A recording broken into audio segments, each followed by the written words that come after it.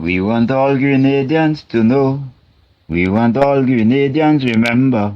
August 1st, 1838, slavery ended in Grenada. Good evening, everyone, and welcome to this evening's 2025 Annual Commemorative Emancipation webinar, marking 187 years since, like the song says, slavery ended in Grenada.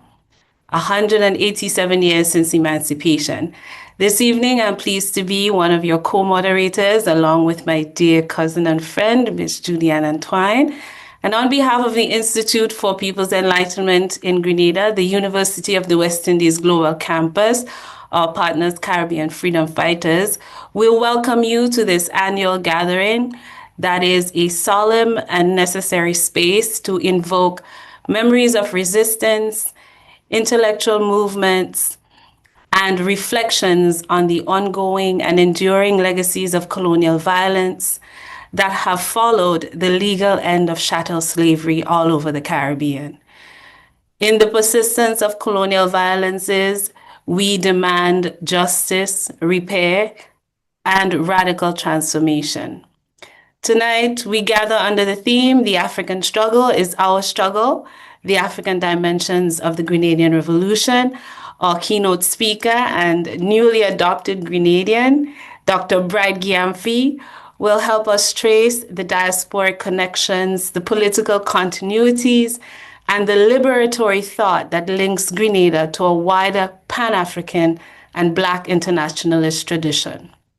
I welcome you into this space to listen deeply, to ask general questions, and to allow this evening's conversation to help us to think critically together as we remember, honor, and recommit to what Ronaldo Walcott always reminds us is the long emancipation, still unfinished, still unfolding.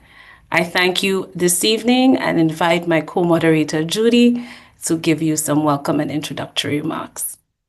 Bright, we welcome you to Grenada virtually, as you could be with us physically.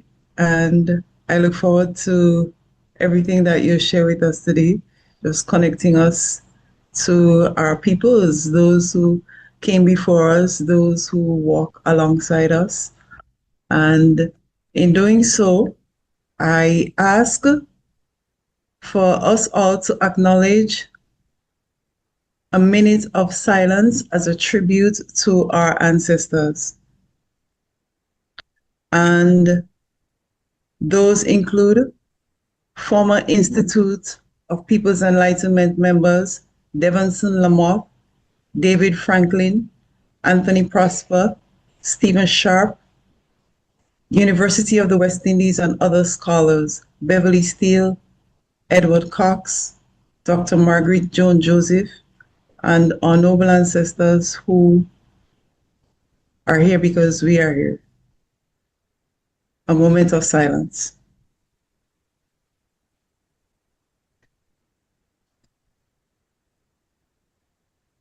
Moments of silence or minutes of silence, I think, are helpful for us to adopt in our daily lives, whether it's to acknowledge our ancestors or for us to breathe for a moment. I think throughout our day, that's a good practice to adopt minutes of silences or moments of silence. So thank you. Certainly. Thank you, Judy. I agree. I've benefited a lot from meditation, more than a moment of silence. At this time, it is my great pleasure to welcome this evening Mrs. Keisha Comazon Branch, who is an educator, an interdisciplinary educator for over 15 years in the arenas of business, information technology, and adult education. She is the acting head of 3 years of the UE Global Campus in Grenada. And her presence here this evening is indicative of a long and enduring relationship between the Institute for People's Enlightenment and the UE Global Campus in Grenada. So at this time, I ask you to join me in welcoming Mrs. Keisha Comejon Branch, who will give us a message on behalf of UE Global Campus. Welcome. Thank you. Thank you, moderator. Can you hear me? Just confirming. Thank you. Good evening, distinguished fellow panelists and everyone joining us this evening. The UE Global Campus Grenada is honored to partner with the Institute for People's Enlightenment for the 2025 Annual Commemorative Emancipation Lecture/Webinar, which highlights the enduring connection between African and Grenadian struggles for liberation. This partnership has been ongoing since 2000 with Sir Hilary Beckles, our Vice Chancellor, making the inaugural address. On behalf of Dr. Nicole Phillip, the now Director of Global Campus Sites, and Dr. Francis Severin, the Principal of the UE Global Campus, I am pleased to offer these brief remarks. As we embark on this enlightening journey in celebration of emancipation, the UE Global Campus firstly thank Dr. Bright Gyamfi for agreeing to present today and IPE for its continued partnership. This evening's lecture represents the UAE's commitment to facilitating engagement with governments and non-governmental organizations and international partners, fostering relationships through sharing of information and collaborative discussions on relevant issues in settings like these. Today's theme, the African struggle is our struggle.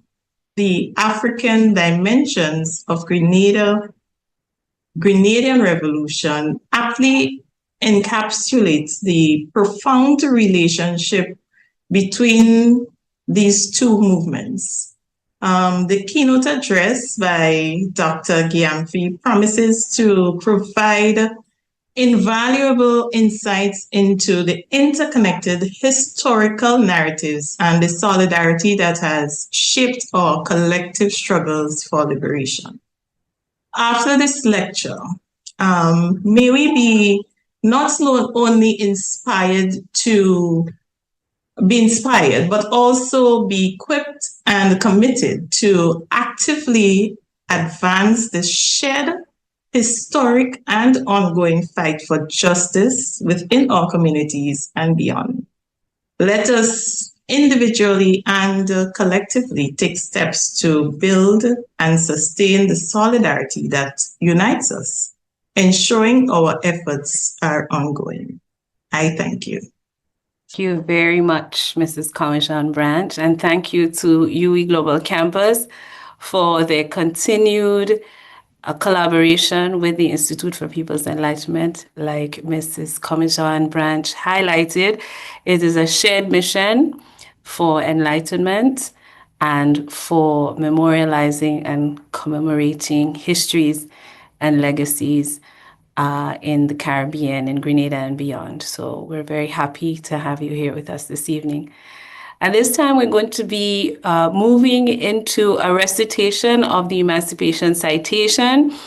The Emancipation Citation, as we have conceived it, as our dear Professor Nancy Jacobs has conceived it and written it for us, is in direct response to what we perceive as the sort of racializing and racist languaging of the Emancipation Proclamation itself, sort of decontextualized framing of Caribbean life that puts our ancestors in a sort of, in academic terms, we would say in a flat light that doesn't activate the modes of resistance and world building that our ancestors were very much engaged in within regimes of plantation slavery. And so what we have done over time at the Institute is to reconfigure the way that we think about emancipation through developing by the work of Professor Jacobs, our own Emancipation Citation. And today it's my pleasure to read it together with Judy. Judy's going to start us off. I'm going to play some drumming in the background by our very own Tivoli drummers. And Judy's going to start us off. Kwame Nkrumah. I am not an African because I was born in Africa, but because Africa was born in me. Act for the abolition of slavery throughout the British colonies, 29th December 1834. Emancipation and Slave Abolition Act.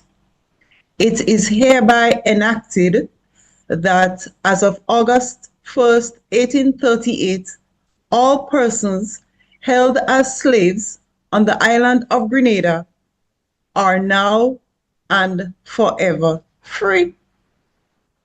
The construct of the Abolition Act is that all slaves shall become absolutely and unconditionally free.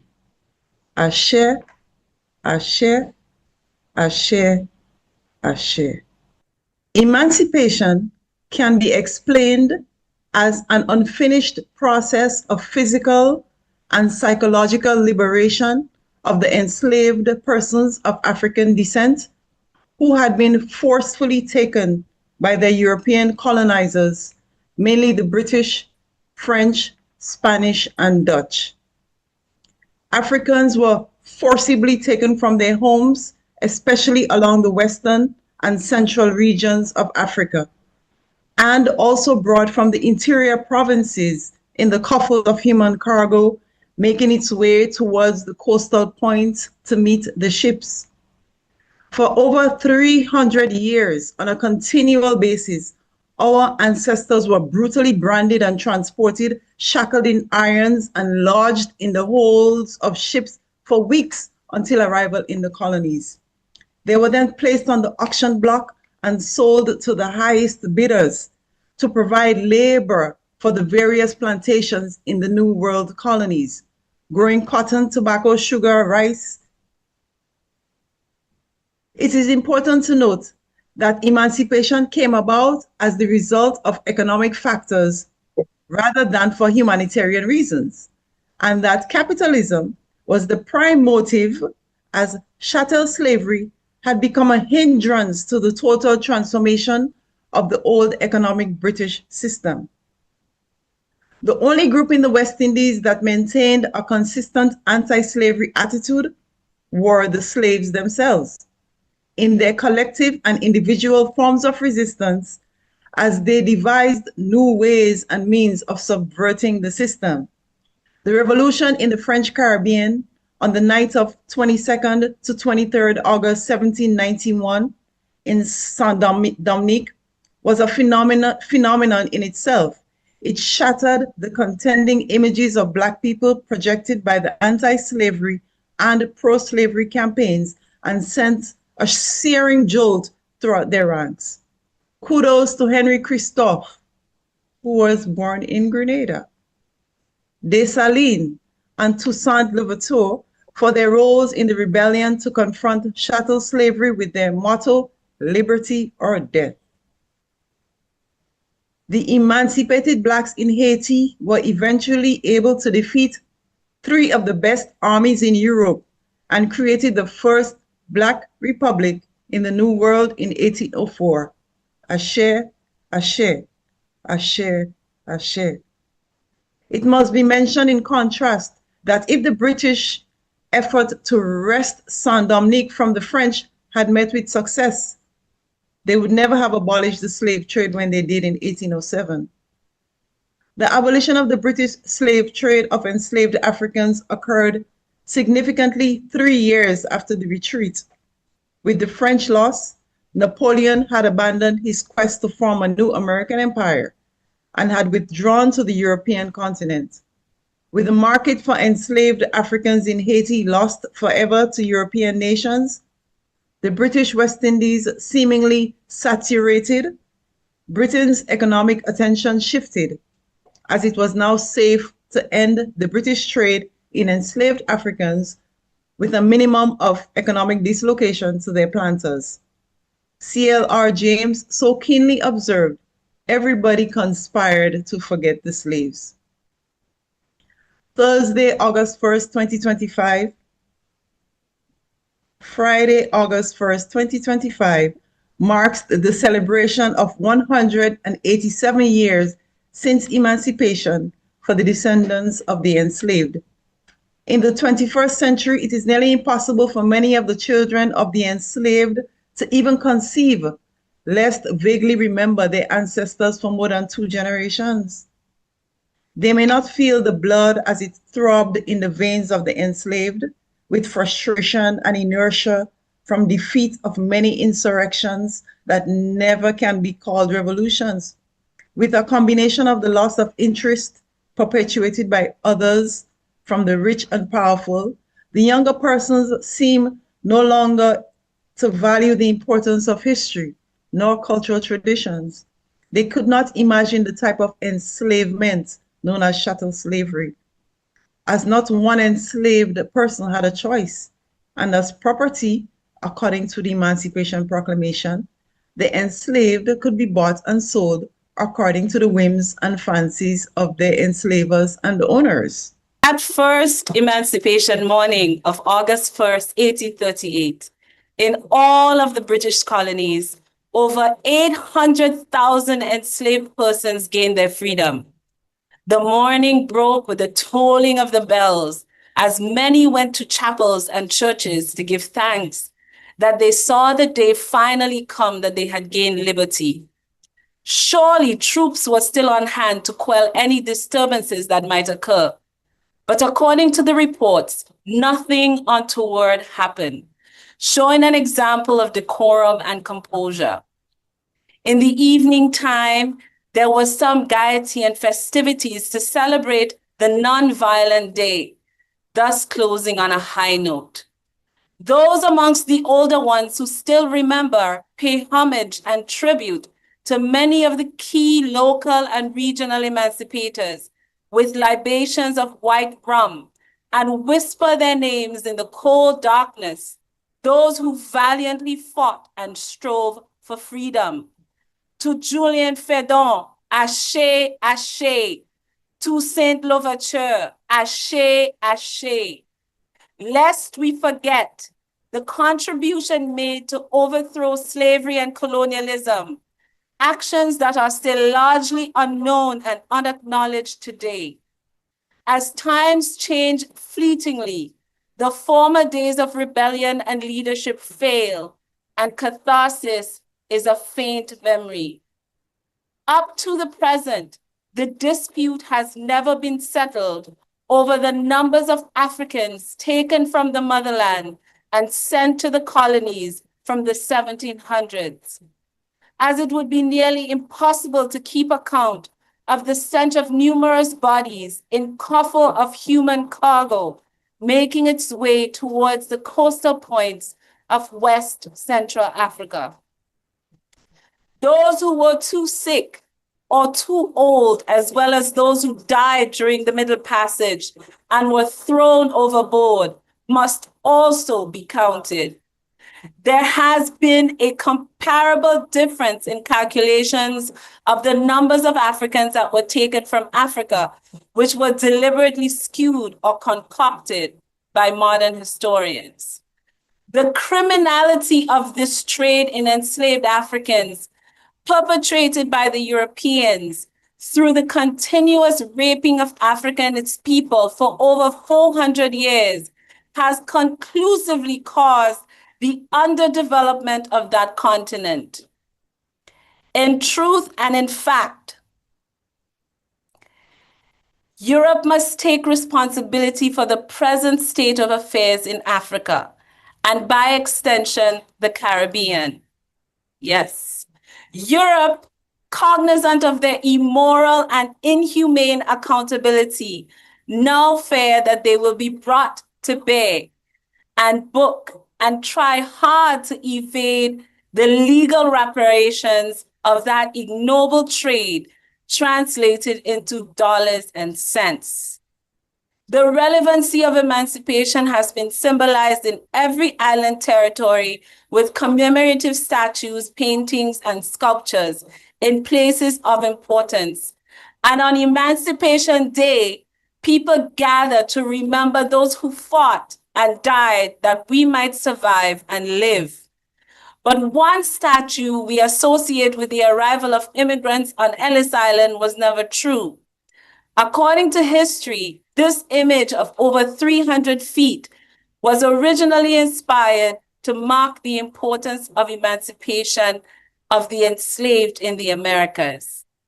This gift from France shows Lady Liberty with her torch alight in her right hand, illuminating the world, with shackles at her feet. Every year till eternity, emancipation must be a day of reflection and celebration for all the generations following, as they must always remember from whence we all come. Lest we forget our history, our traditions and rituals, and the enslaved come back to haunt us in dreams and visions when memory and effectual prayer wake us from sleep and we call our ancestors by name with thankful offerings. Ashe, Ashe, Ashe, Ashe, Ashe, Ashe. We are especially grateful for Dr. Editha Nancy Ferguson Jacobs, Nana, who has committed to this interpretation of emancipation in honor of our ancestors. And as we move on, we have a special message from the CEO of the Grenada Cultural Foundation, Livingston Krumah Nelson.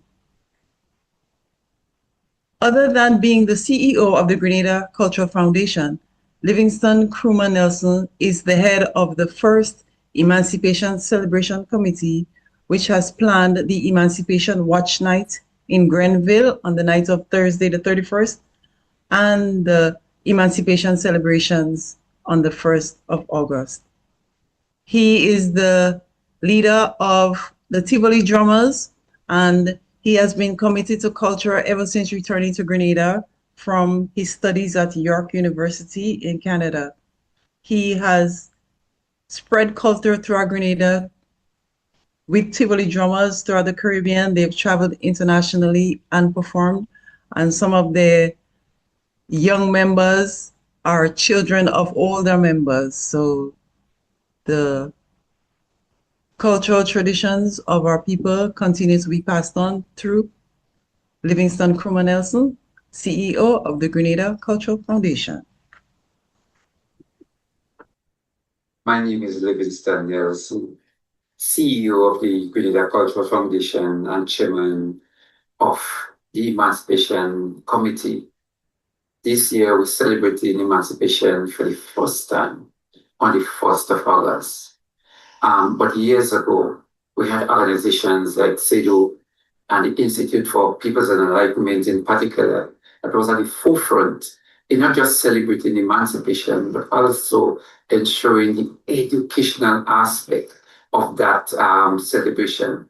So while emancipation had a very rocky past with the Institute for Peoples and Enlightenment, they ensure that the educational aspect of emancipation is always at the forefront. And I take the time to commend them on the work they have been doing over the years.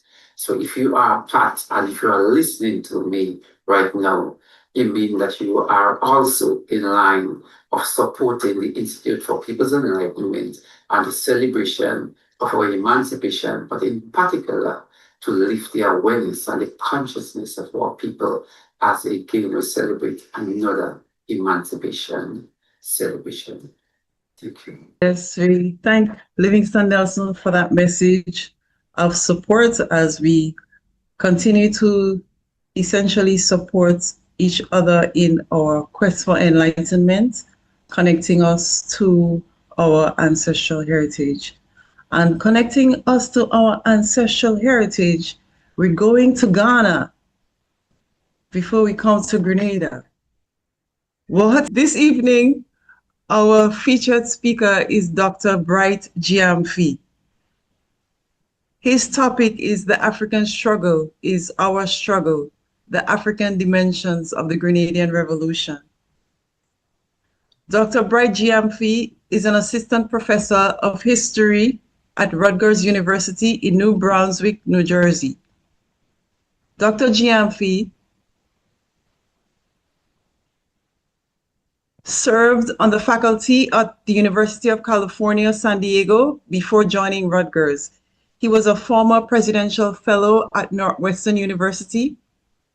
His research sits at the intersection of West African and African diaspora intellectual history, nationalism, Pan-Africanism, Black internationalism, and economic development.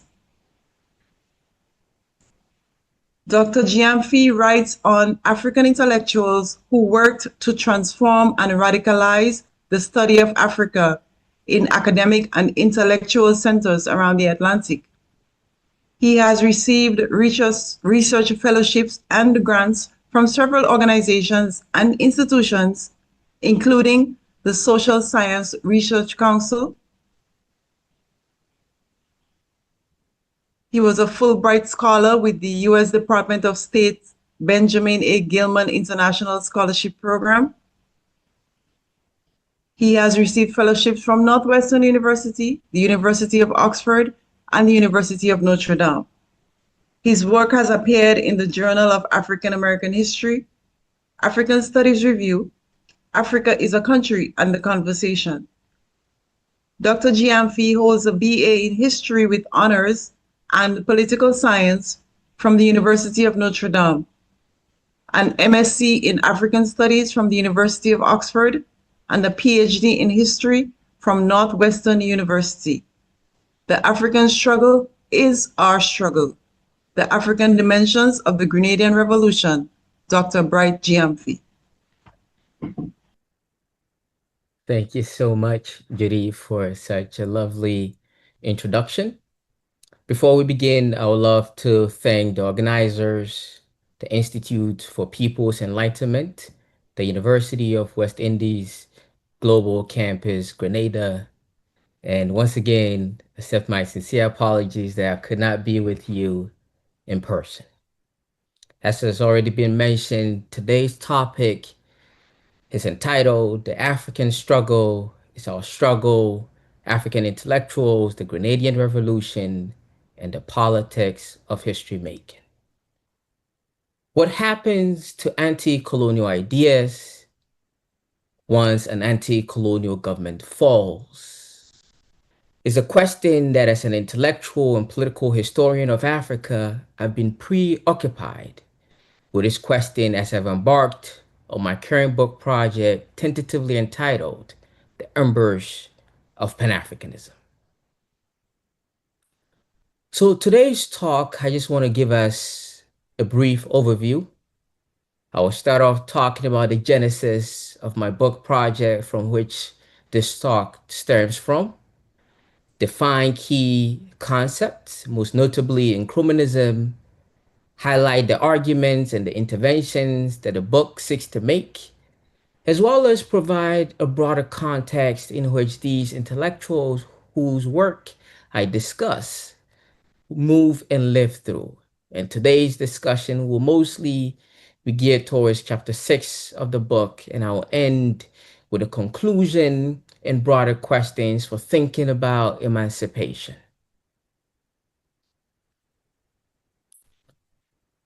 So I take us to Ghana. In 2018, I went back to Ghana to do research at the Institute of African Studies. While there, I came across a file titled Nana Kobnanketia. However, I did not know who this intellectual was, nor was his name a popular figure in Ghana's current imagination. However, as I discovered, Nketia played a leading role in Ghana's struggle for liberation. He was a founding member of the Institute of African Studies, pictured here with Kwame Nkrumah, had a major influence on people like Maya Angelou, Du Bois, pictured here. In fact, the African-American activist Maya Angelou acknowledged that it was Nana Kwame Nkrumah who insisted that she must write her autobiography, I Know Why the Caged Bird Sings. Thus, in my quest to understand who Nketia was, trying to understand his life with a broader question that animate my own project, what happens to anti-colonial ideas once an anti-colonial government falls, brought me to this philosophy of Nkrumahnism. Nkrumahnism is a political ideology that sought African independence through continental and diasporic unity, drawing on specific African approach to socialism, Pan-Africanism, and global anti-imperialism. Nkrumahnism emphasized shared political and economic structures to resist global white supremacy. Nkrumah believed that African intellectuals had a duty, a responsibility in challenging the ways that Europe had constructed Africa and the ways that it had used colonialism to justify the continual exploitation of African peoples.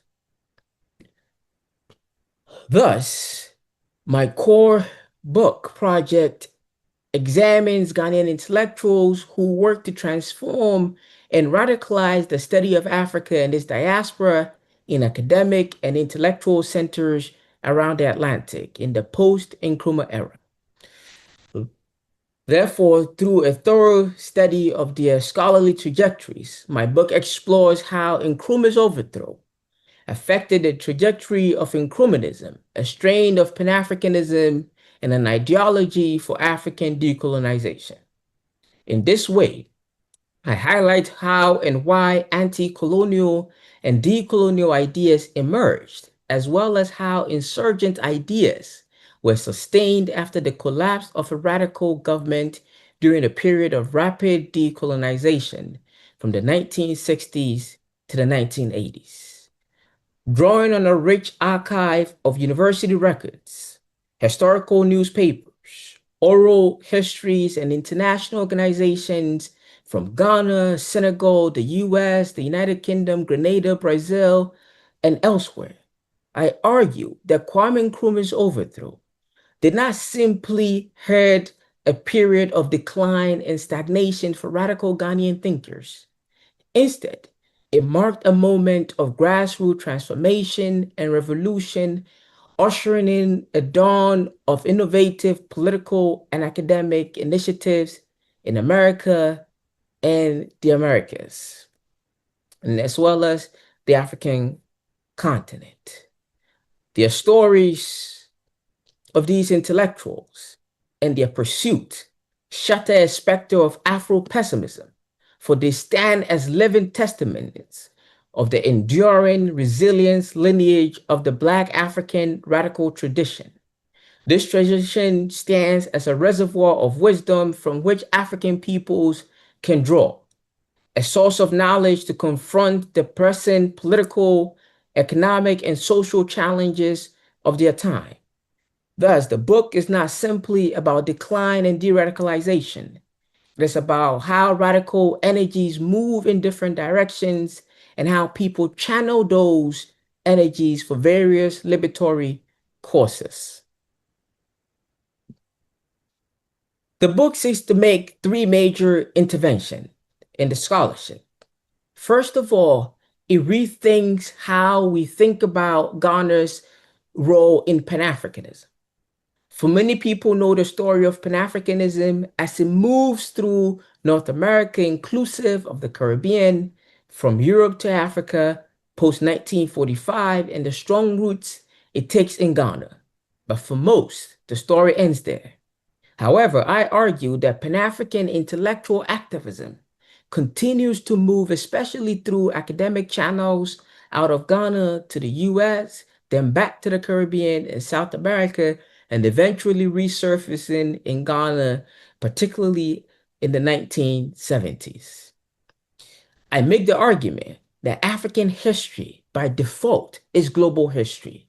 That in order to understand Ghana's history and an extension of the continent's history, one has to be attentive to the global processes that shaped and continue to shape the continent's transformation. At the same time, my work adds to how we think about Black internationalism. For a lot of scholars who work on Black internationalism, they have focused on the movement of African Americans from the US to the continent of Africa and the ways in which they contributed to liberatory practices, state building on the continent. However, my work seeks to rethink that positionality and center Africans who travel the opposite direction, coming to the Americas and providing important ways of thinking and how to confront the imperialist project. The book is divided into 7 chapters, but for today's conversation, we will be zooming in to chapter 6. Before we continue, I want us to take us back to Ghana. Ghana was known as the Gold Coast, which was a formerly British colony. And its Pan-African leader and future president Kwame Nkrumah was shaped by his global sojournings. Nkrumah attended Lincoln University in 1935, an all-Black university. While living in the US, Nkrumah experienced racism that forced him to think about the conditions of Black Americans as parallel to the conditions of those he left behind in the Gold Coast. Thinking in these global terms influenced Kwame Nkrumah to organize the 5th Pan-African Congress. Unlike the previous Pan-African Congresses, the 5th Pan-African Congress moved away from its elitist orientation by including trade unionists, students, activists, revolutionaries, and making the argument that the fight for liberation had to be fought on the continent, and the Africans had to demand for immediate independence.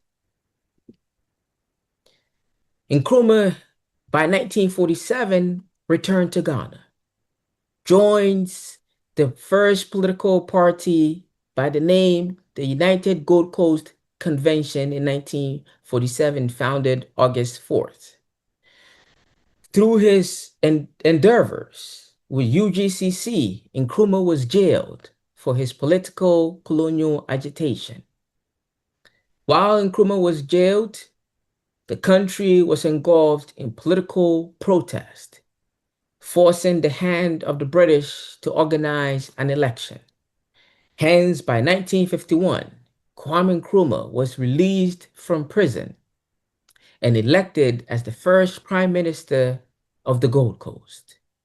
From 1951 to 1957, Nkrumah will work with the colonial government to transition the Gold Coast from a colony to an independent sovereign nation. Ghana's independence on March 6 ruptured the colonial racial order that sought to put Black people at the bottom. And in Nkrumah's words, after all, the Black man is capable, demonstrating that he's capable of leading their own and managing their own affairs. Witnessing this particular moment was Martin Luther King Jr. pictured above with Kwame Nkrumah.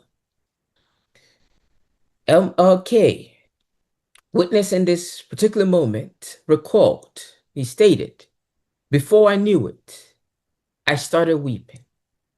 I was crying for joy, and I knew about all the struggles and the pain and all the agony that these people had gone through for this moment."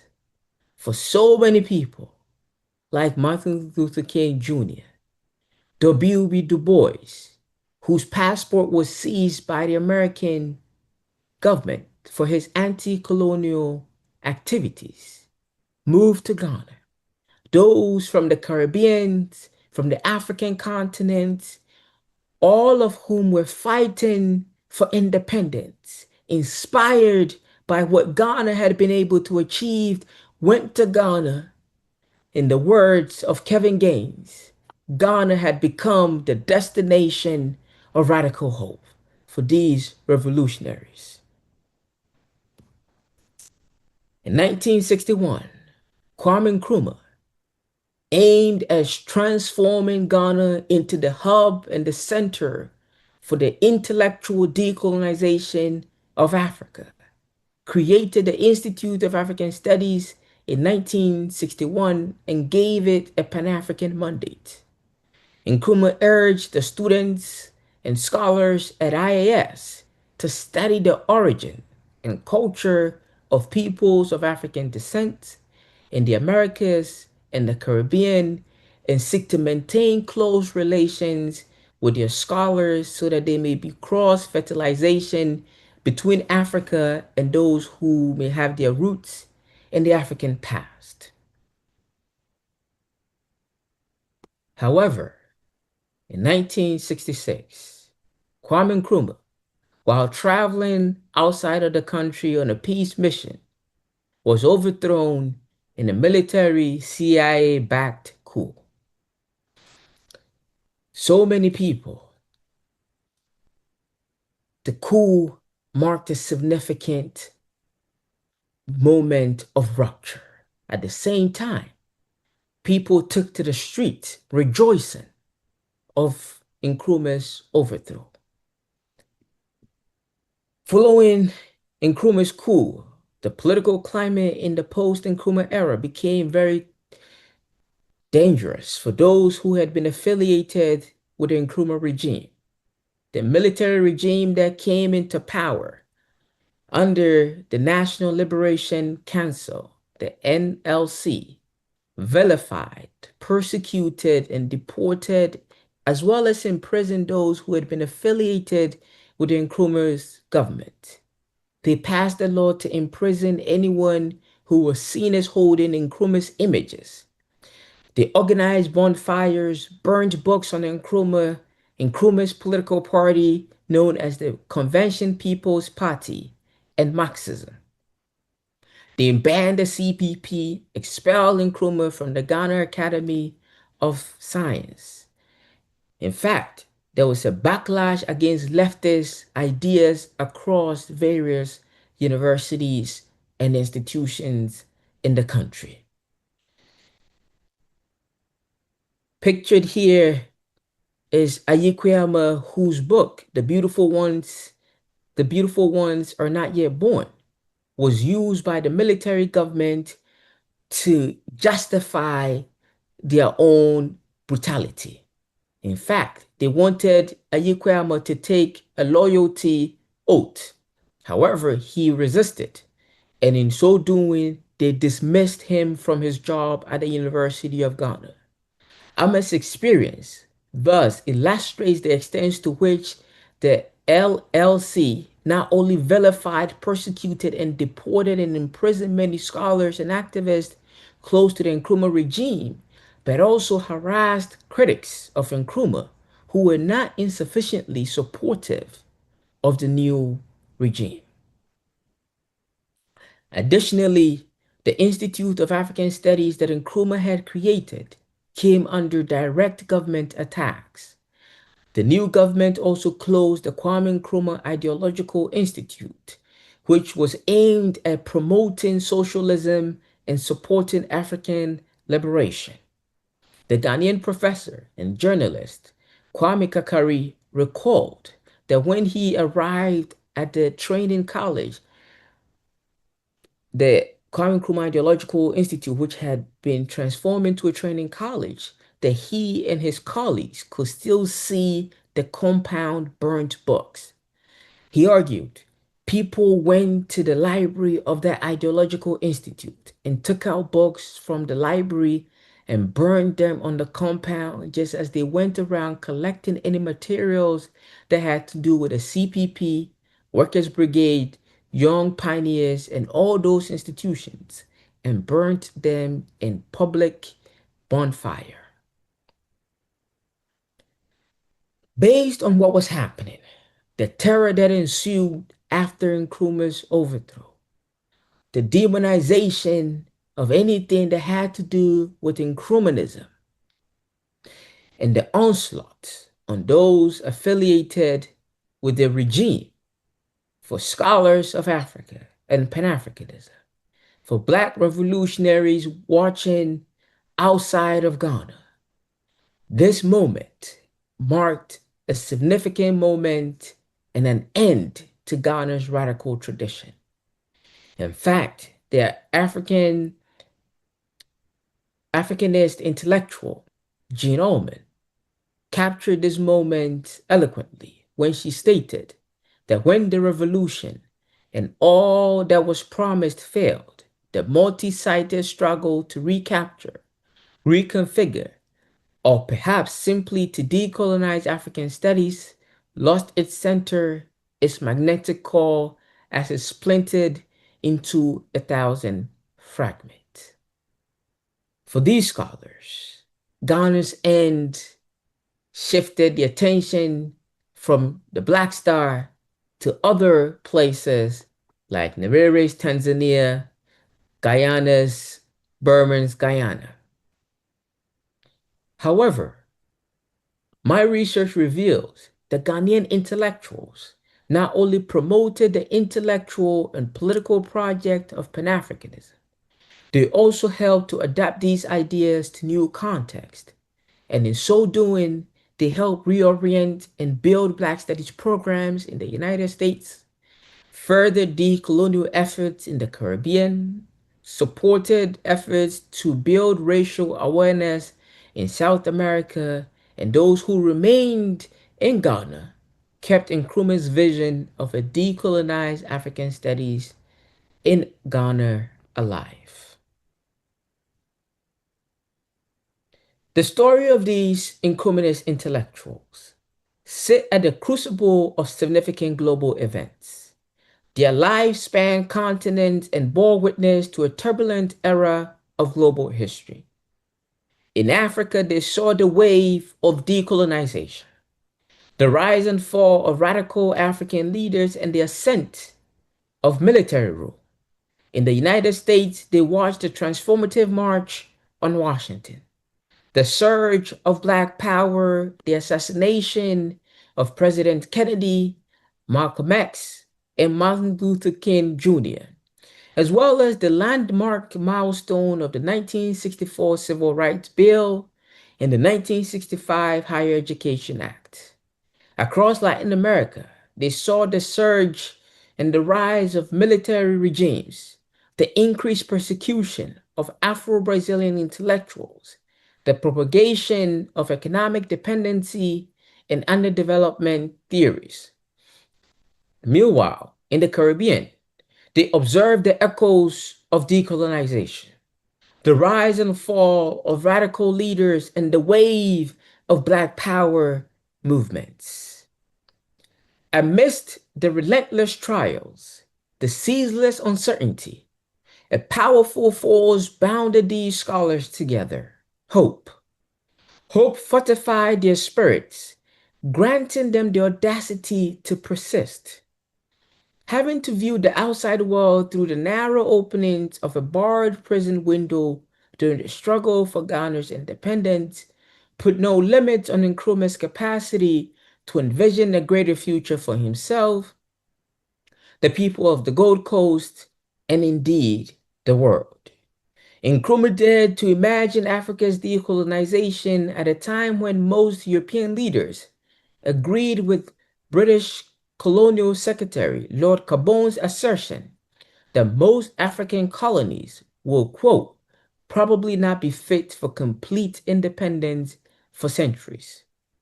If Nkrumah dared to dream of Africa's decolonization within those shallow walls, then these Nkrumahist intellectuals believed that even if they felt trapped, they could still use their platforms, positionalities, and skills to build a world where everyone was treated with the same dignity and respect and end gender and economic inequality.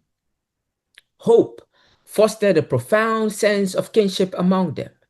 It assured them that if they persisted in their quest for liberation and emerged from the ashes of colonialism, Africa and its people would truly stand free. They carried with them the aspirations of their forebears, chanting to the winds, Africa for Africans, l'Afrique pour l'Africains, Africa para Africanos. They proclaimed with an unwavering conviction wherever they went, a luta continua. Victoria is certain. The struggle continues, but victory is certain. This was not a blind optimism, but it was rooted in the Black African radical tradition. This group of Ghanaian scholars contributed, elaborated, and tested inclusionist ideas and ideals. While African studies, as a liberatory Pan-African intellectual and political project succeeded in certain places at different moments, it did not always succeed in Africa or elsewhere. At times, and due to their diverse backgrounds, a traditional chief, a playwright, linguist, a novelist, an economist, and several social scientists, and their experiences, these intellectuals diverge on how to decolonize the study of Africa and eliminate colonialism and imperialism and their vestiges from the world stage. Inclusionist intellectuals like F. Sutherland and Nana Kwabena argued that folklore, cultural, and linguistic work was the most effective tactic. Still, Dovia Fessi and Anani Zizinho contended that political and economic work alone would do the job. For these scholars, these options were neither or, but fluid and based on context. They debated whether being anti-imperialist preluded being an advocate for industrialization and capitalism. How these scholars worked through these tensions and debates in Ghana and through the African diaspora is the core focus of this project.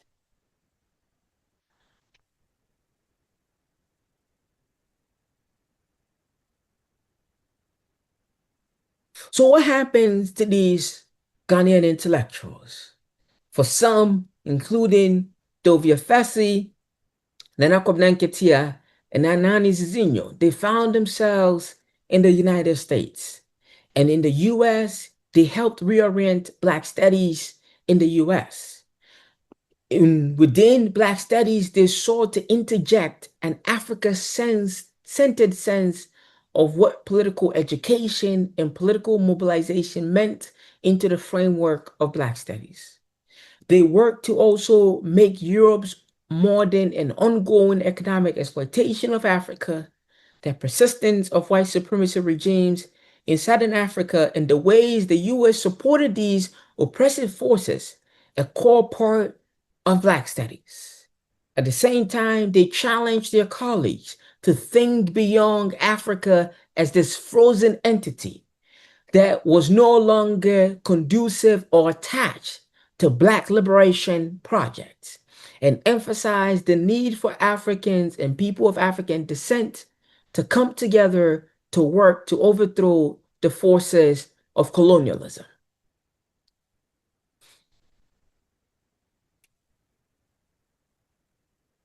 One of these inclusionist intellectuals, Dovia Fessi, who I'll be talking about more today in connection to his contributions to the Grenadian Revolution, Fessi went to Achimota College in Ghana.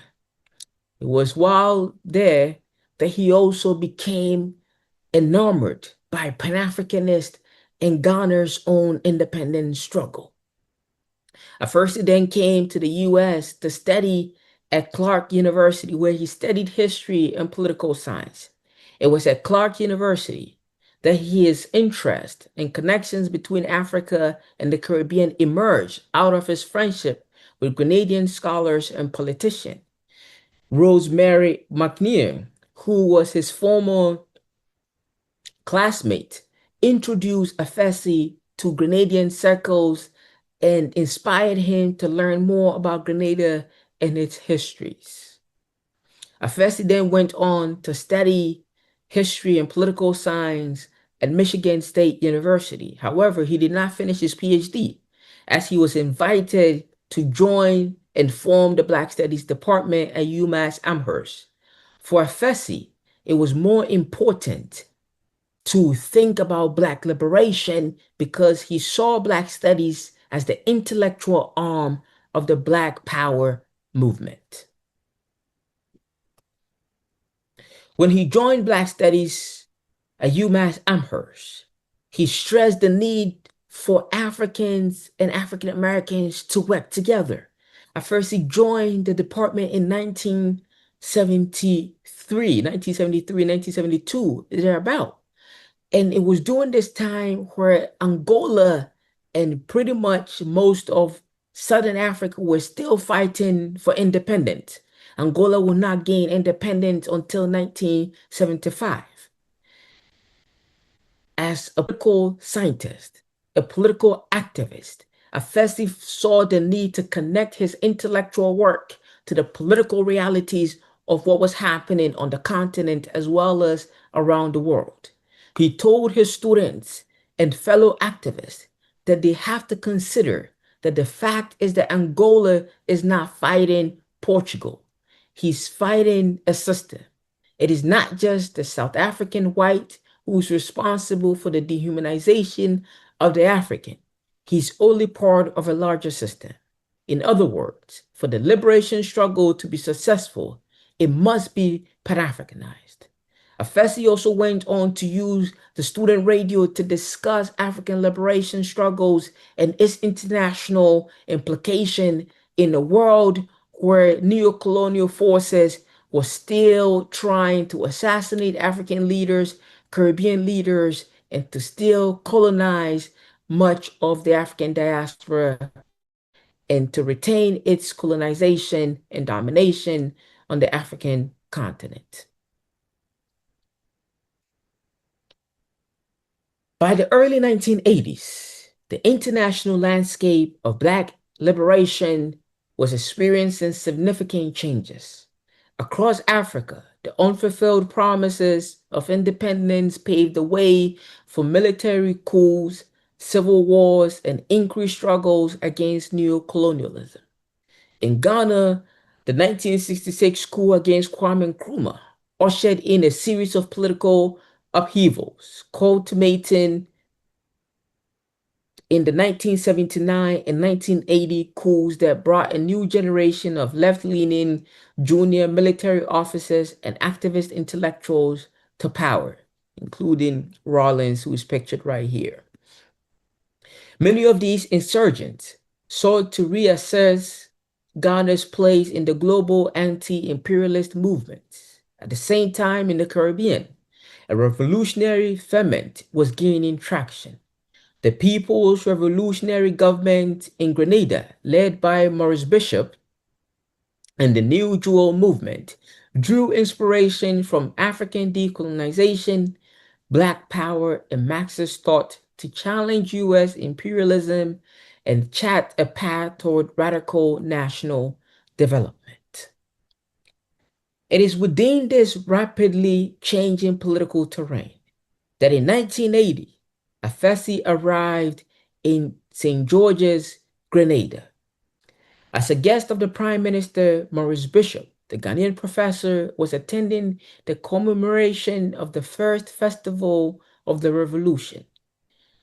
The PRG organized this event to mark the first anniversary of the overthrow of Eric Gary on March 13, 1979.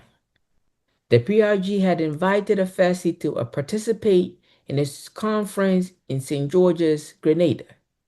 And Afesi viewed this celebration as an opportune moment to link the struggles for African liberation to the Grenadian Revolution and to further foment an African consciousness among the people. Indeed, Afesi was already doing such work in the United States, where he had developed a political education program for African and African American communities in the Amherst area. In his political lectures and writings, Afesi argued that the colonial oppression of Africans, especially those in Southern Africa who were still fighting for their independence, was part of a global struggle against colonialism, imperialism, and capitalism. For Afesi, the Grenadian Revolution and the Ghanaian Revolution that occurred on June 4th that same year were part of a broader transnational insurgent movement aimed at addressing rising levels of inequality, corruption, poverty, and the onslaught of neo-colonial pressures. In both cases, young radical military officers sought to challenge corrupt and oppressive government officials and to drastically reorient their country's political, social, and economic trajectories.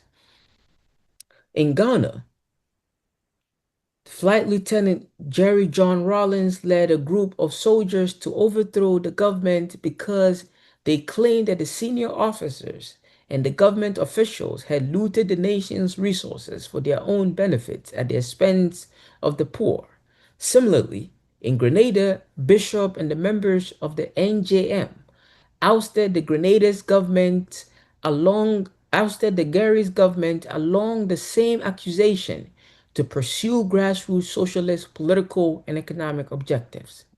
For Bishop and Rawlins attended the Sixth Non-Aligned Movement Summit Conference in Cuba in 1979. For those in the non-aligned movement, they believed that the strength of the movement laid in its consistent determination to stand firmly, unequivocally, and unambiguously on the side of freedom, self-determination, and justice, and to stand equally firmly against alien domination, economic exploitation, colonialism, racism, fascism, and Zionism, to be totally and uncompromisingly anti-imperialism. The Grenadian Revolution and the Ghanaian Revolution were not only illustrated the interconnectedness of Caribbean and African liberation struggles, but also revealed the enduring influence of Nkrumah's Pan-African political vision. These revolutions marked a moment when leftist activists across the Atlantic with shared vocabularies of resistance sought to construct alternative futures outside of Western imperial dominance. Thus, Afesi saw in Grenada an echo of Ghana's own radical aspirations.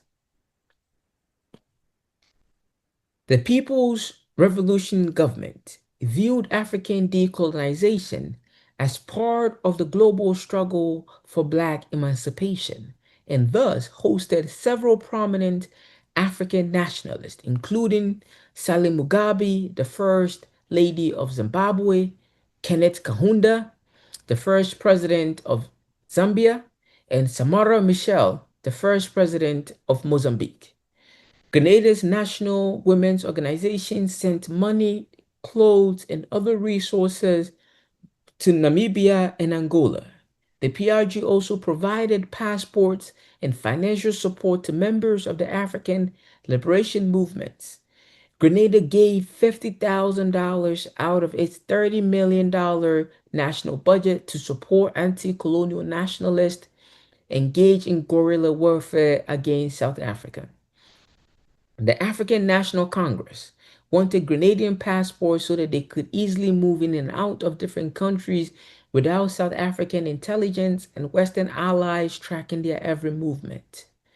Both the British government and the American government labeled Nelson Mandela as a terrorist and the ANC as a terrorist organization. Bishop declared that Grenada joined the chorus of support for the liberation movement in South Africa, which sought to free Zimbabwe, Namibia, and the super racist basin of South Africa from the clutches of colonialism and imperialism. The PLG saw African scholar activists as crucial envoys in their campaign to substantiate their stance against imperial forces and to advocate for African socialism and Black liberation. As Bernard Cole, the Deputy Prime Minister of of Grenada noted, the visitation of African nationalists signaled to Africa and our peoples the centrality of Africa in our thinking and in our orientation.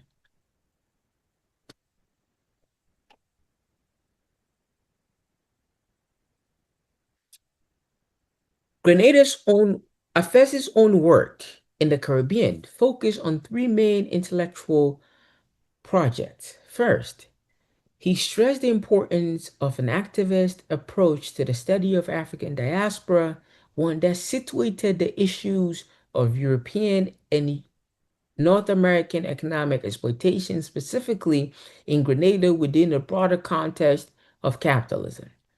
Second, he used his public lectures to provide Grenadians with updates on African political decolonization, especially in Southern Africa, and connected it to Grenada's fight against imperialism and economic neocolonialism.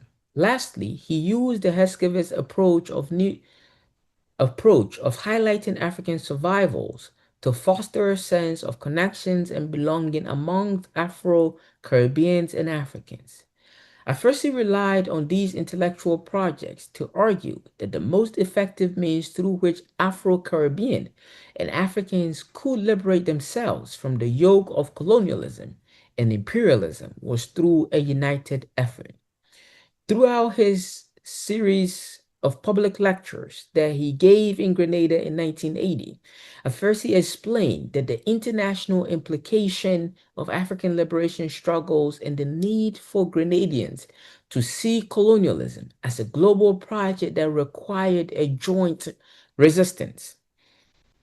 Speaking at the 1980 PRG Symposium, Imperialism and National Liberation Struggle, Afersi argued, just as it was in Grenada and other Caribbean countries, the West was mainly interested in assessing Africa's natural resources for its economic benefits. For Afersi, the primary aim of colonialism, whether in the diaspora or Africa, was economic exploitation, challenging the notion that colonialism improved the human conditions of the colonized. He stated, if schools were built, it was because efficient exploitation necessitated it. If roads were built, it was because they were necessary for transporting the goods and products of the country out of the interior.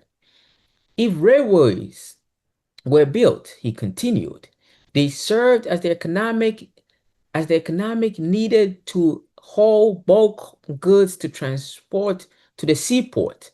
And of course, seaports were necessary for the transportation of raw materials and minerals to Europe. Afersi believed that the ongoing economic exploitation of Africa and Grenada showed the need for Africans and Grenadians to collaborate in their fight against imperialism. He argued that post-independence, Grenada had to confront the colonial legacies of underdevelopment and misunderdevelopment, which resulted in inadequate school systems, water and electricity supplies, dependency on foreign foods, and non-existent health care for the poor.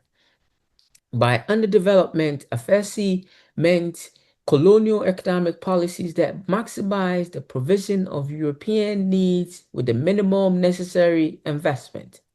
Afersi defined mixed underdevelopment as a mode of development which was incongruent with the basic human needs of the colonized peoples. Similarly, he explained that underdevelopment and mixed underdevelopment also underpinned Africa's economic crisis. Moreover, he contended that the fight against economic exploitation became difficult when leaders of formerly colonized countries, including Grenada, whereby leaders like Arigari used their power for their own ambitions and kept the system of oppression intact. The fight against imperialism was thus, he argued, also a struggle against oppressive African and Caribbean leaders. Afesi was also committed to providing Grenadians with updates on the ongoing liberation struggles in Africa, especially Mozambique and South Africa, as part of his broader intellectual project of linking African liberation struggles to Grenada's fight against imperialism. Afesi argued that it was not an accident that knowledge about African history and cultures, news about Africa's fight against colonialism, and relations between Africans and peoples of African descendants were limited in Grenada. He contended that it was because imperial forces wanted peoples of African descent developing an African consciousness. Afesi thus used his presence in Grenada in 1980 to raise awareness of the liberation struggle in Africa, to challenge the Western press portrayal of African history and cultures, and to highlight the similarities and differences between Africa and the Caribbean. Because Grenadians were eager to hear news about Africa's independence struggles, Afesi's public lectures served as an important medium for broadcasting knowledge about Africa. In those lectures, he explained that Europeans deployed racist philosophies to defend their violent imperial conquest and imposed white minority rule in southern African countries. He asserted liberation requires not merely an end to white minority rule, but political economic reconstruction to give blacks, the vast majority, the people, access to the region's rich productive resources. In the 1970s and 1980s, John Venter, the former General Secretary of Grenada's Trade Union Council, and his fellow Vice President, recalled fondly the popular slogan, "The African struggle is our struggle," circulating in Grenada. Mike Renee, a former secondary school teacher and activist in Grenada, also noted that the government has shown films about the battles in Mozambique against Portuguese. For this reason, when Afesi arrived in 1980, Renee explained that people asked him to tell exactly how the so-called Bush Wars was going, what was happening, who was involved, and why they were involved. Renee explained that hearing it from the horse's mouth and free of Western propaganda and Western press was what Grenadians needed to continue to challenge anti-African rhetoric. Indeed, Afesi's lectures were part of the inclusionist project of raising African people's consciousness to see how potent Pan-African project was to disrupting Western imperialist agenda. A couple of days after the commemoration of the first festival of the revolution, Carlos Davis, Grenada's permanent secretary of the Ministry of Education, wrote to Richard Norland, the then Dean of Faculty of Humanities and Fine Arts at UMass Amherst, saying, "On behalf of the People's Revolutionary Government of Grenada, I would like to thank you for making available for us the services of Professor Dovia Afesi." She informed the Dean, Professor Afesi delivered a public lecture on the topic U.S. invasion in Southern Africa and has succeeded both in making the local population aware of the work being done by the University of UMass Amherst and in whetting the public appetite for fuller and more detailed discussion on the topic. Davis also wrote to Paul Pryor, the chair of the Afro American Studies Department to inform him about Afesi's work in Grenada. Davis wrote, quote, Professor Afesi delivered a public lecture to over 300 people. He considerably impressed the audience with his facility in handling the subject matter and his ability to translate complex concepts into simple and compelling words. Because Afesi's lecture was well received by the government and the public, she wanted Nolan's and Purview's permission to allow Afesi to return to conduct a series of lectures on the history of African liberation struggles and United States policies in individual territories of Southern Africa. Such series of lectures Davis maintained would satisfy their desire to learn more about African affairs, thus promoting a Black political consciousness. This request reveals the impact of Afesi's work in Grenada. An amalgamation of internal and external factors finally brought an end to the Grenadian Revolution in 1983, especially with the US invasion that year. The violence and trauma that local inhabitants experienced significantly influenced public and scholarly discourse about the Grenadian Revolution. As Laura Lament beautifully articulates, the revolution that was once a source of pride was now a disgrace.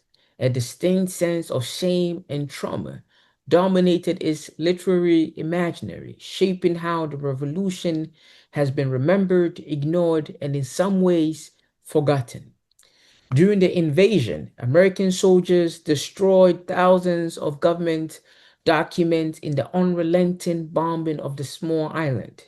Additionally, US soldiers also seized thousands of documents which they brought back with them to the US. While I found some archival documents during my time in Grenada at the University of West Indies and the National Museum, I discovered that Grenada did not have a national archive and that the National Library had been closed for decades. Most archival documents on Grenada are either in the US or in Britain, a reminder of the violent legacy of colonialism and imperialism and how that legacy continues to shape the histories of formerly colonized societies. Watching from his home in Amherst, at first he expressed his frustrations with US media and American population because he viewed the US invasion as part of American imperialism. As the violence continued to unfold, Afesi offered public analysis on the US invasion of Grenada to various local televisions, programs, and channels. In an unpublished paper, he frantically scribbled his thoughts in his notebook, writing, quote, given the previous massive ignorance about Grenada and the given instance and often superficial education which the invasion engendered, one is tempted to ask the question, on what basis did so many millions of Americans decide to support or not support the Reagan administration massive invasion of a tiny poverty-stricken island whose population is overwhelmingly Black? He asserted, for as I understand it, the people in a democratic society are best able to effectively discharge their democratic duties and responsibilities when they are educated about the issues and are knowledgeable about the facts and varying viewpoints and interpretation of these facts. He asks, in the case of Grenada, one wonders if the average American knew enough to make an independent, objective decision about a major policy embarked upon by his or her government. Afesi's sentiments and indignations were connected to his commitment to challenge American dominance, self-righteousness, and white supremacy. His story illuminates how history is made and how it is remembered due to lack of archives and to the erasure of hegemonic neocolonial forces like the US. The history of the Grenadian Revolution, especially from Gary's overthrow in 1979 to Bishop's assassination and the US invasion in 1983, is still not taught in schools. Through my interviews in Grenada, many people noted that the only time people spoke about the revolution was in October. They bemoaned the government's refusal to initiate public discourse surrounding the event. Ironically, they pointed out that the government had marked October 25th as a national holiday to commemorate the US invasion of their country. Furthermore, they lamented that while there was a monument in remembrance of Americans who lost their lives during the invasion, there's no monument that honors the lost lives of Grenadians. Afesi was among prominent African intellectuals, activists, including Kenneth Kaunda, Samora Michel, and Sally Mugabe, who visited Grenada during the tenure of the PRG.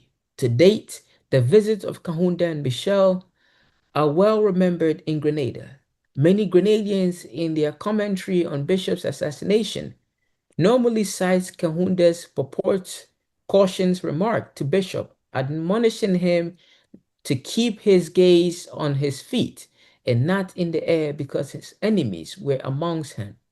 In contrast to well-known African leaders like Kahunda and Michel, the impact of rank-and-file African intellectuals, activists like Afesi are mostly forgotten, at least by the leadership of the Ministry of Education, where he served as a consultant for the government on non-formal educational issues. Yet, Afesi is well remembered by non-elites like Michael Rene and Paulina Pomi, whom I interviewed in 2020.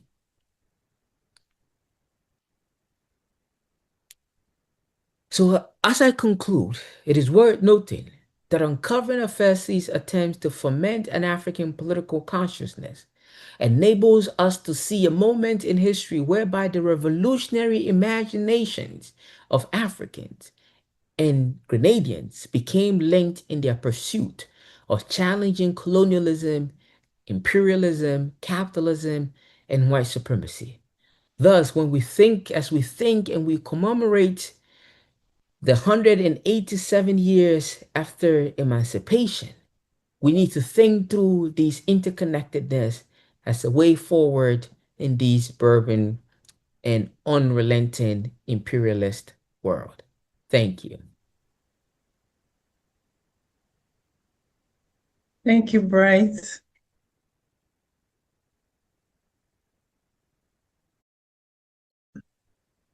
You know, as you speak about raising African consciousness, I think about the various people who are present in Grenada from the African continent right now, and I consider their time here,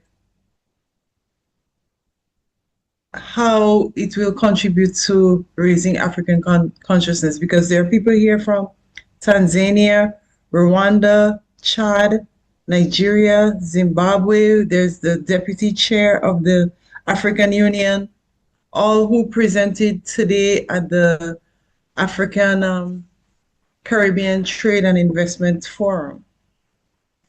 And I would say that your work is a living testament of Black radical tradition, you know, and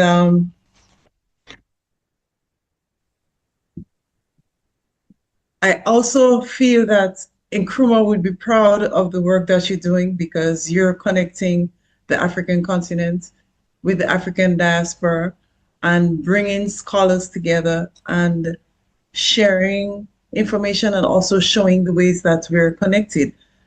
I didn't know about Afesi. This is the first time I'm learning about Dovi Afesi coming to Grenada and contributing to, you know, the intellectual growth of Grenadians and our connection with the African continent.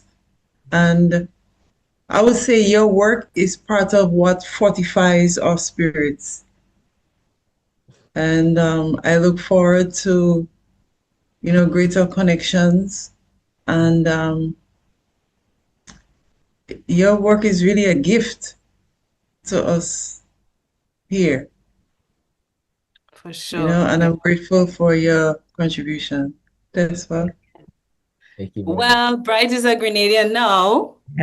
He, dec- he decided that a couple of weeks ago in a conversation. He said, in fact, he said, anything that's happening in Grenada, count me in.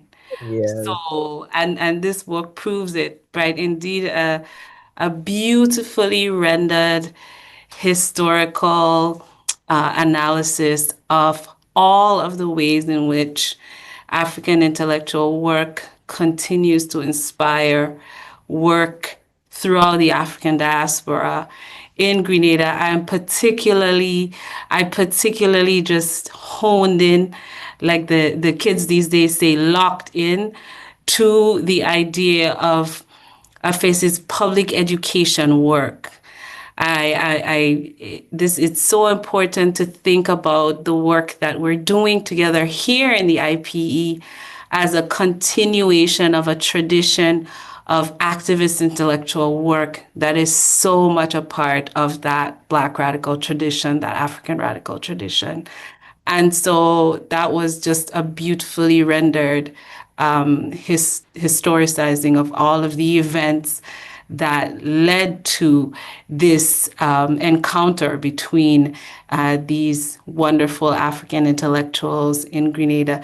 Yes, Judy, like Bright said in his presentation, still so much to excavate around these events and these intellectual intersections.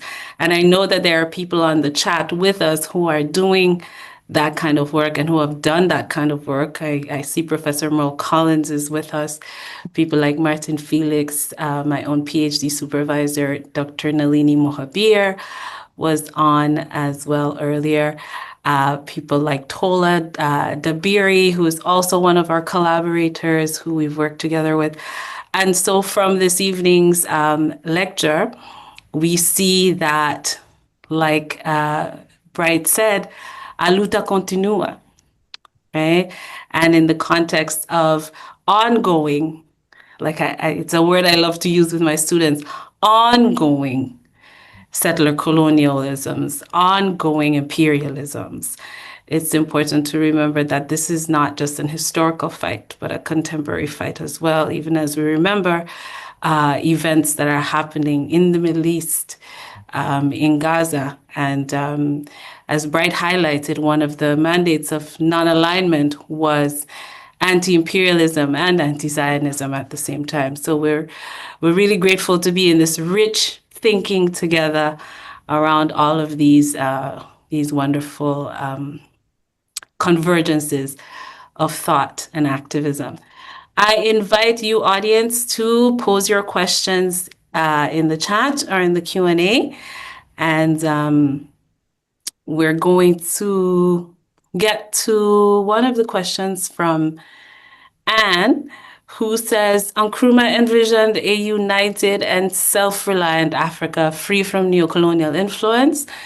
And in 2025, with leaders like Ibrahim Traore championing Pan-African solidarity and a return to African values, do you believe that the continent is experiencing a revival of Nkrumah's ideals? What are your thoughts on these new convergences? Yeah.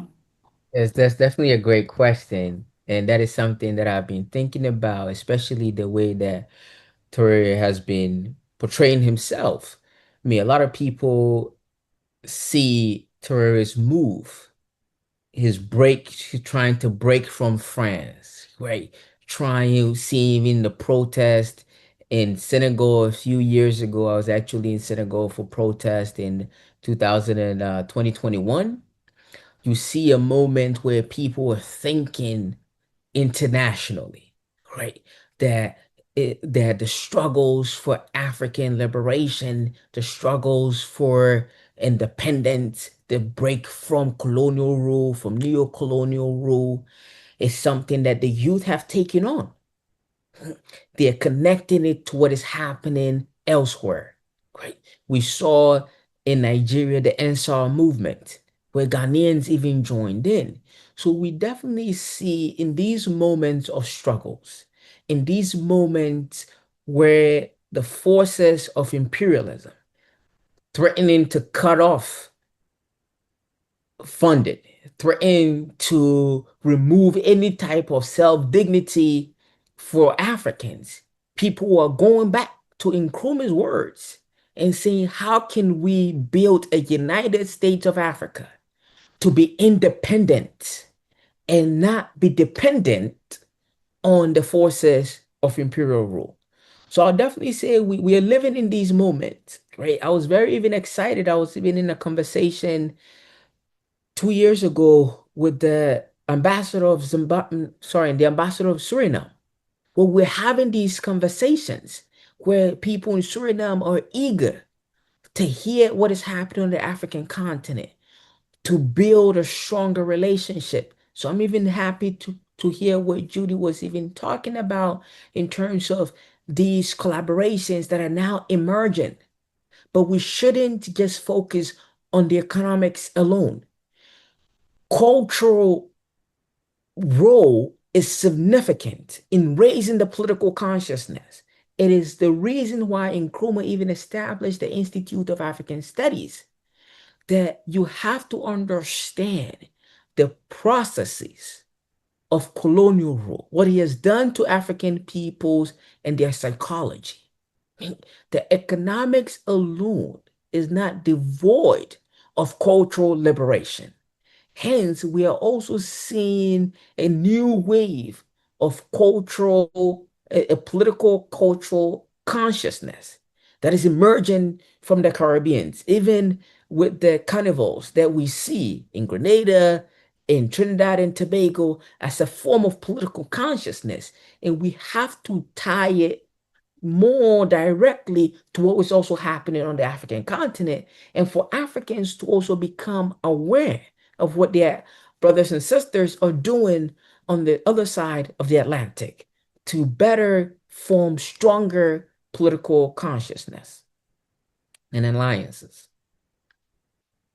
You know, I love that. I also took note when you said that some intellectuals said, well, it's all about the folklore, you know, like let's go to cultural production. That's where resistance lives. And others said, no, let's focus on the economic dimensions. Like that's what's going to get us there. And it's always a convergence of the two, right? There's always something. The work that you referenced earlier, the work of Professor Laurie Lambert, one of the things that she does is to think about how the official archives of the Grenada Revolution are limited in their imaginary of the revolution. And so the literary archive opens up all of these ways to think about different kinds of voicings of that time and that moment that are equally important to how we think about the revolution and remember it. So agreed. I was going to ask that question, but you got to it. You got to it. Thank you. Judy is going to take the next question. Judy. Right. And before I take the next question, Anne commented, speak, Dr. Gyamfi, economics alone. We also need to build defense. Exactly. Yeah. And Tesfa, you spoke about, you referred to the excavation, the ongoing excavation that needs to happen, that Bright spoke of. And even referring to Dr. Laurie Lambert's, talking about the archives, and I think about Bright reference to Grenada's library and non-existing archives.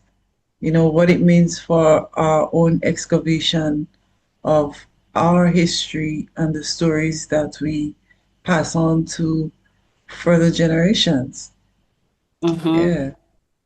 And I So know there's that there are people on this lecture this evening who have done a lot of work within Grenadian society to reanimate the National Library, to advocate for the repatriation archival material to Grenada with regard to, I think about Angus Martin's work.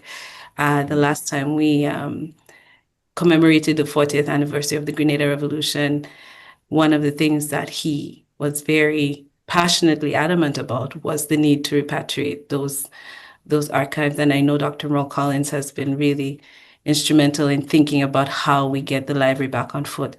And like Bright said, a lot of maybe younger folks in Grenadian society are also very interested in that. Just recently, I saw a post on Instagram where one of our young architects had submitted a design for the new library. And so people are thinking about what it means to recover our histories in light of these absences, in light of these lacks that we're experiencing. So definitely a lot to chew on from our There's discussion. something to be said, right, about when you go to the US, they have massive national archives to tell their own histories.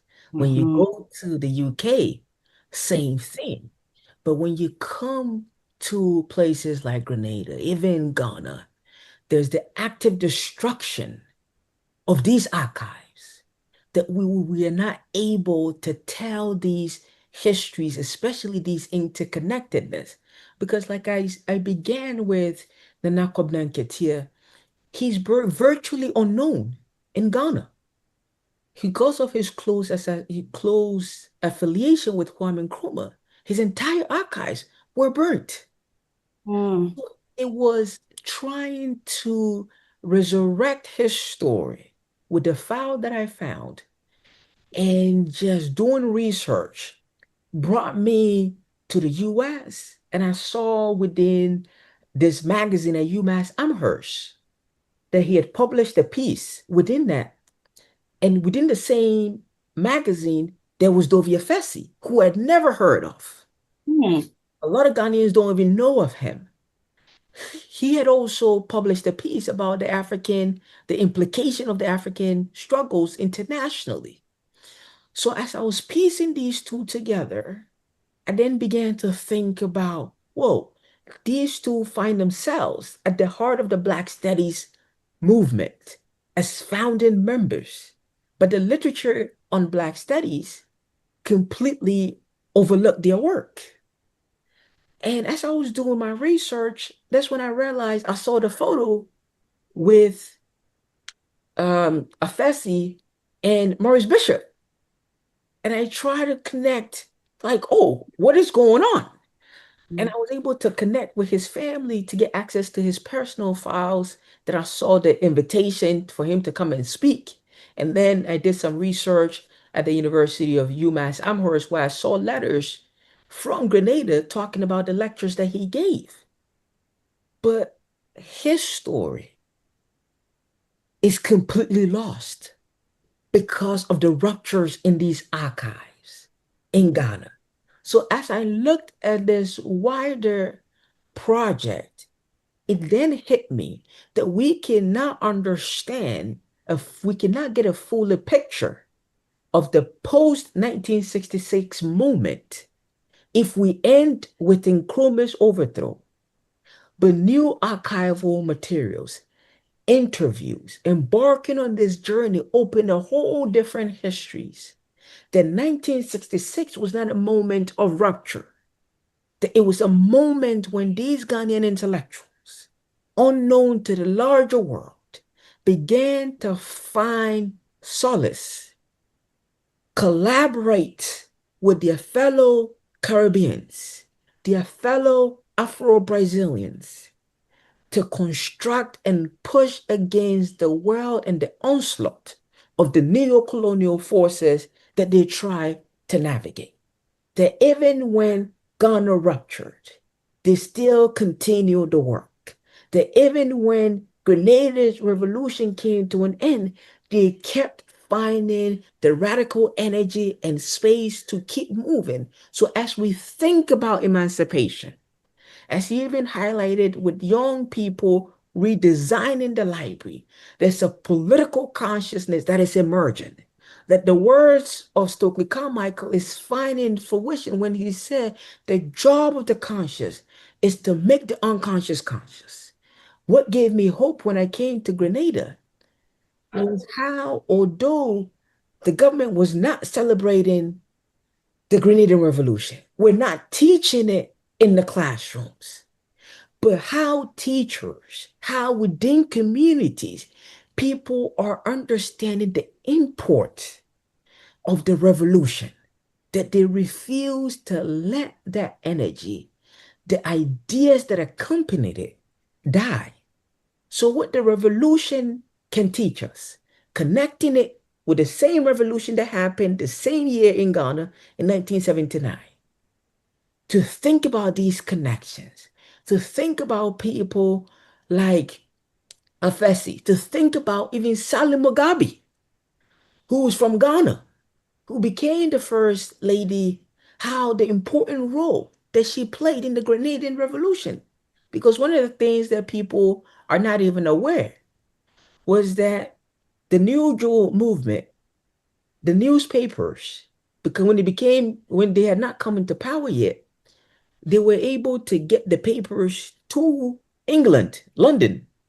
And it was Salim Mugabe who was typing out and then distributing the revolutionary newspapers. And this I got from my interview with Bernard Code when I had a conversation with him to think about these moments and these interconnectedness. And I want to acknowledge the nonprofit Grenada Community Library that continues to keep the channels of information alive for the Grenadian community while we do not have the public library operating as yet.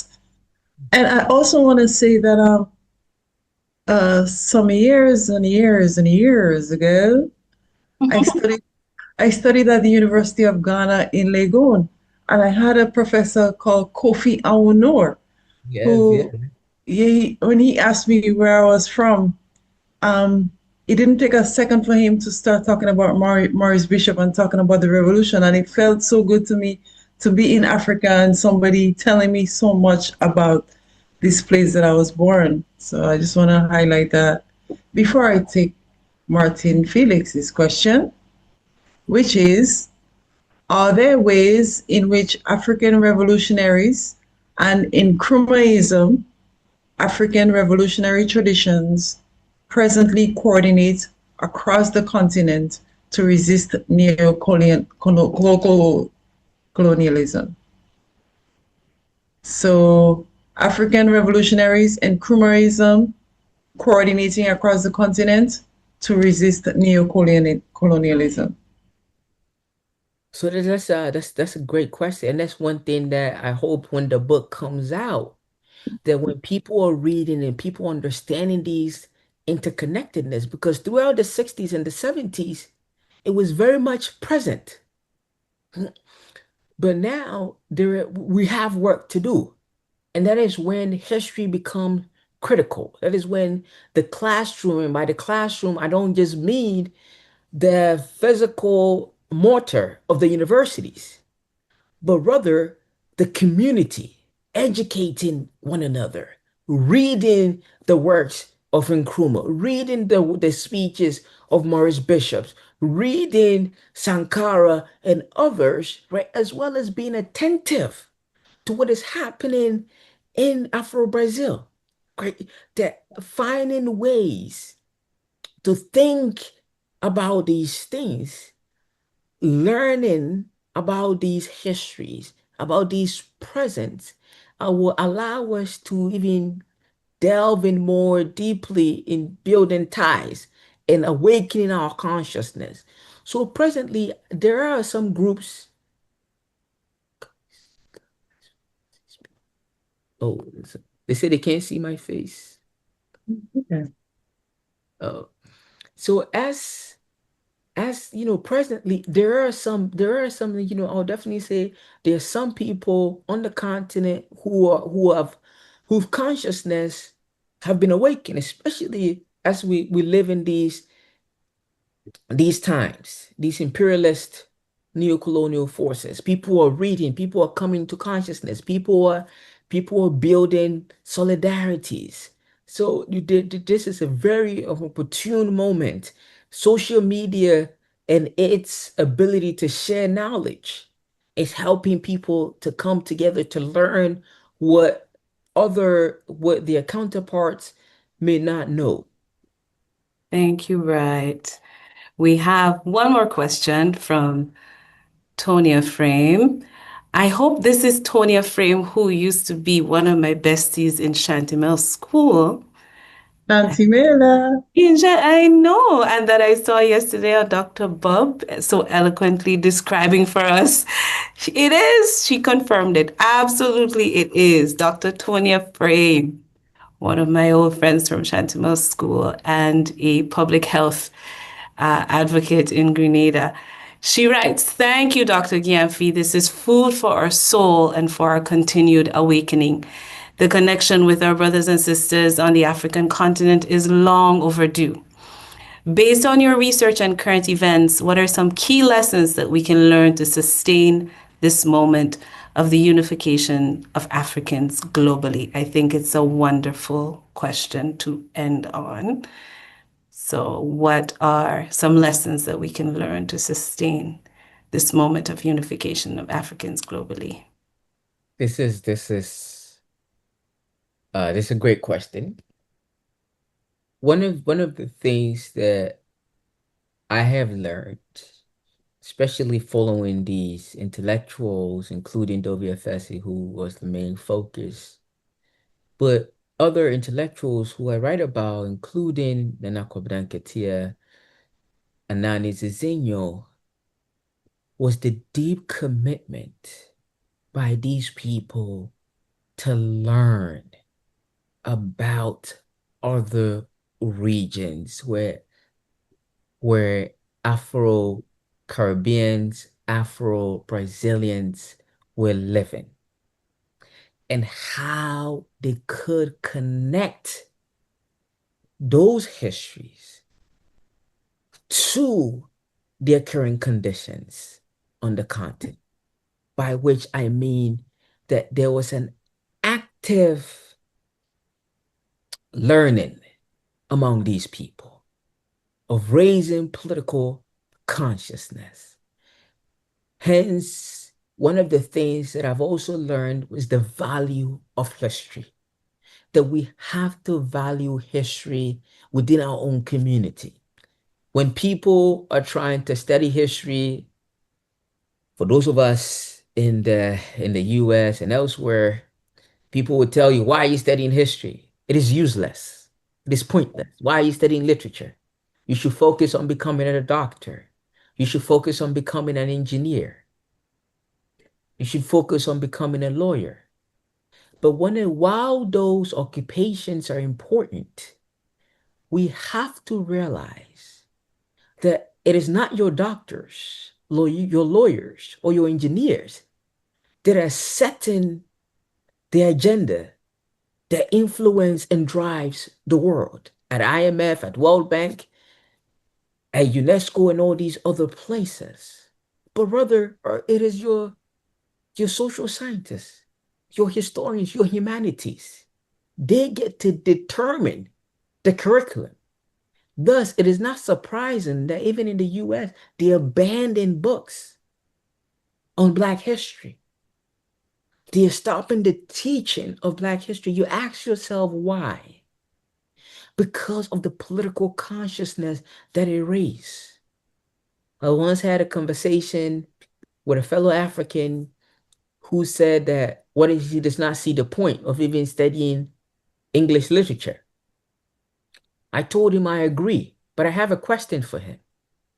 Why is it that the Kenyan novelist Ngugi wa Thiong'o will write a novel and land him in jail? Why is it that the Nobel Peace Prize winner in literature, Soyinka, will write a play and end him not just in jail, but also in exile in Ghana? Because these histories, these cultures are critical in the way that we think about liberation.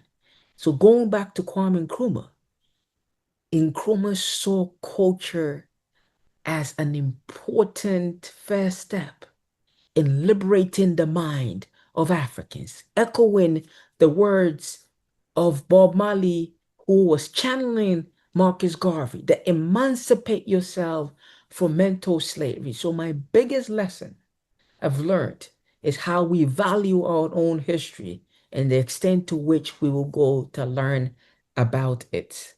Your lecture this evening brought up for me, and we've had this conversation before, such a range of book titles that I had forgotten from my father's shelf. Weep Not Child. The Man Died by Wole Soyinka. The Beautiful Ones Are Not Yet Born.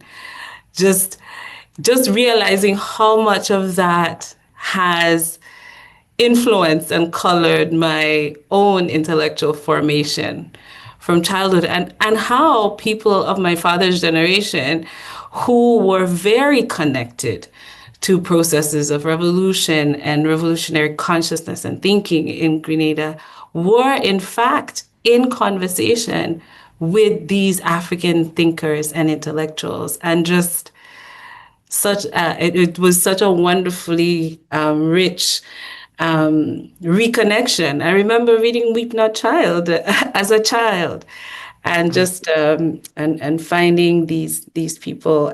It's wonderful. It really warms my scholar heart.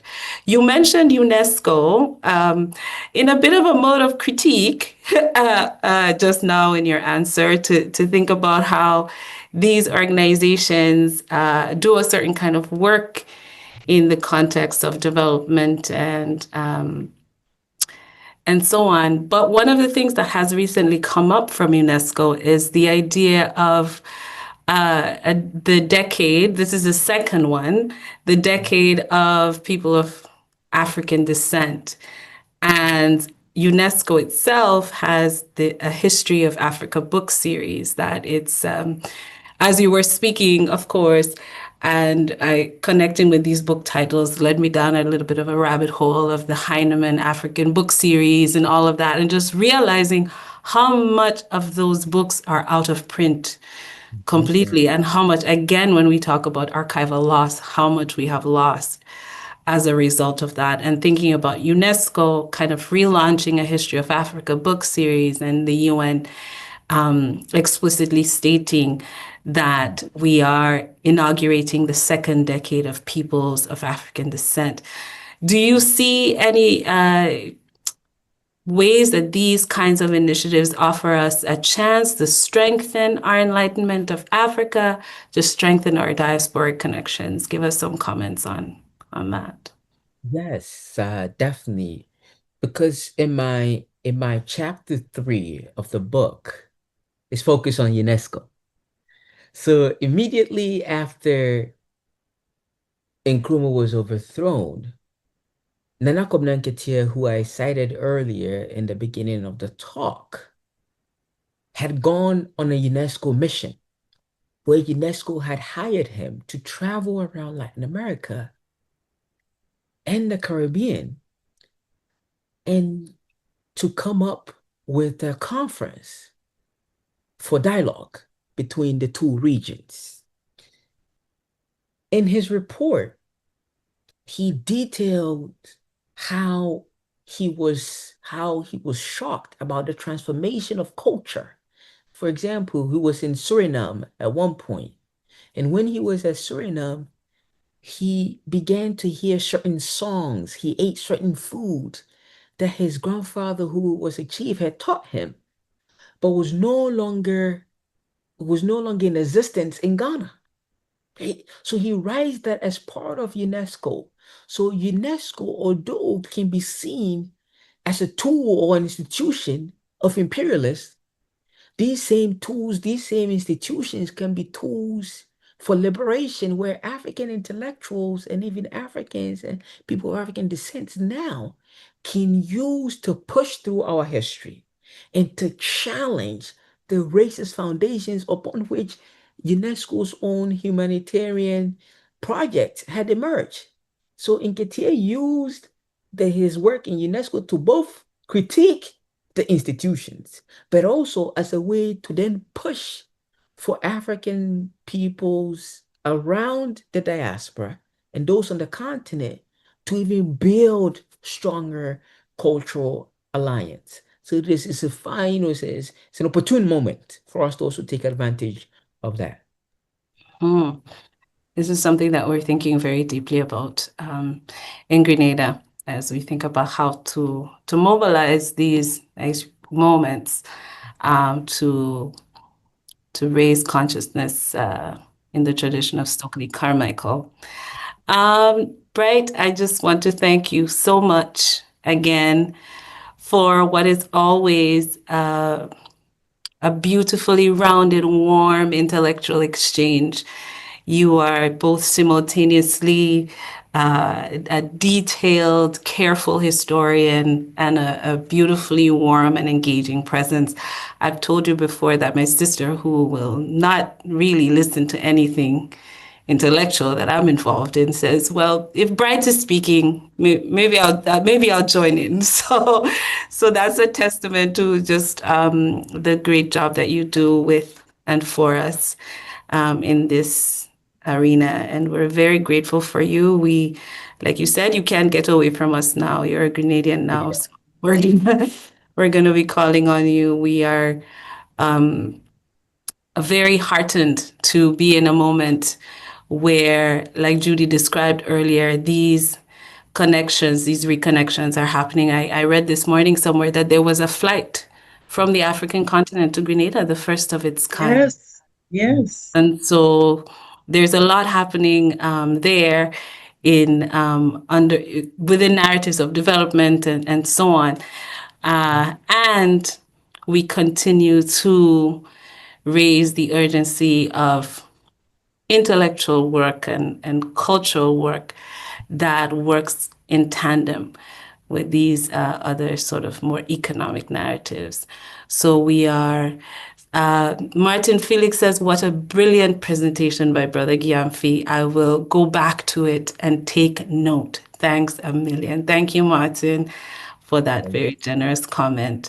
Right there. Judy, you anything to say to close off?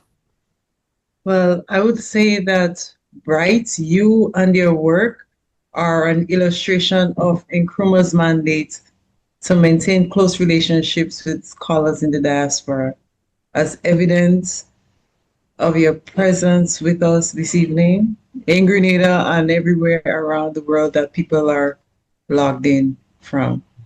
So we thank you for your work, and we look forward to engaging with you further and soon into the future.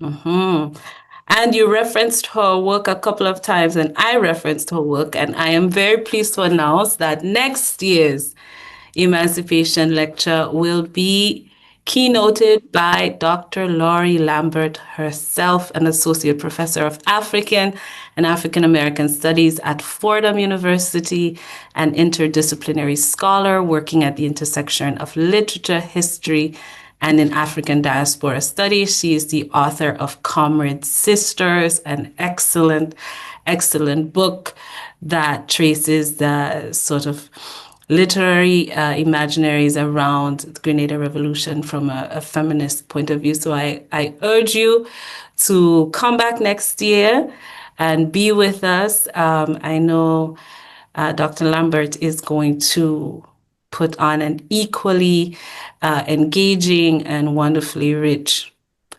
presentation as we commemorate Emancipation 2025, like Judy said, for the first time on Emancipation Day itself, August 1st.